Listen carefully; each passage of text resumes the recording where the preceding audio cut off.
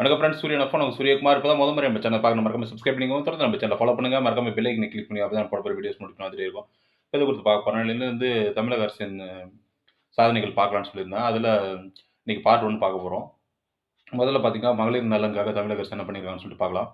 முதல்ல எடுத்துக்கிட்டிங்கன்னா, விடியல் பயணம் திட்டம் வந்து குடுத்தாங்க. அதில வந்து பார்த்தீங்கன்னா, தமிழக அரசு வந்து அ அ பெண்கள் வந்து பார்த்தீங்கன்னா, விடியல் பயணம் திட்டத்தில பிங்க் பஸ்ல வந்துட்டு அ இலவசமா பயணம் பண்ணிக்கலாம்னு சொல்லிட்டு அந்த திட்டத்த அமல்படுத்துனாங்க. அது மட்டும் இல்லாத பார்த்தீங்கன்னா, மகளிர் சுய உதவிக்குழுக்கள் வந்து பார்த்தீங்கன்னா, அ அவங்க மகளிர் சுய உதவி குழுல வந்து தயாரிச்ச பொருட்கள வந்துட்டு பேருந்துல வந்து இலவசமா எடுத்துட்டு போலாம். 25 கிலோ வரைக்கும் எடுத்துட்டு போலாம். 100 கிலோமீட்டர் வரையும் அப்படின்னு சொல்லியிருக்காங்க.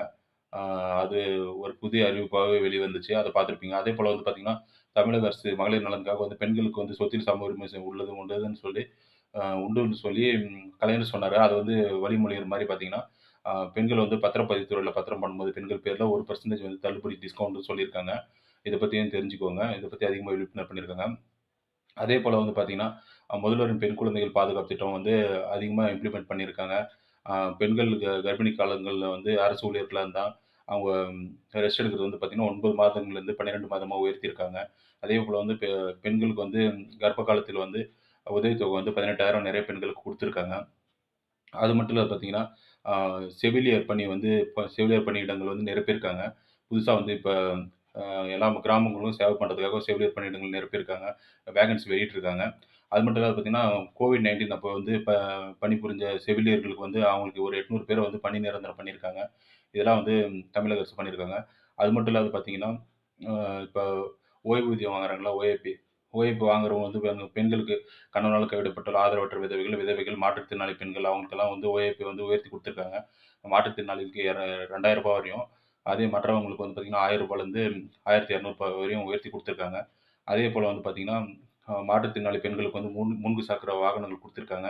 அதேபோல வந்து பார்த்தீங்கன்னா, பெண்களுக்கு வந்து கவுன்சிலர்ல இடஒதுக்கீடு குடுத்துருக்காங்க. வேலைவாய்ப்புல வந்து 40% இடஒதுக்கீடு குடுத்துருக்காங்க. ஆ அது அது மட்டும் இல்லாத பார்த்தீங்கன்னா, பெண்களுக்கு வந்து அ அவங்க பாதுகாப்ப வந்து பணியிடத்தில உறுதி செய்றதுக்கு வந்து பார்த்தீங்கன்னா, அக்கா செயலின்னு ஒண்ணு இம்ப்ளிமெண்ட் பண்ணாங்க.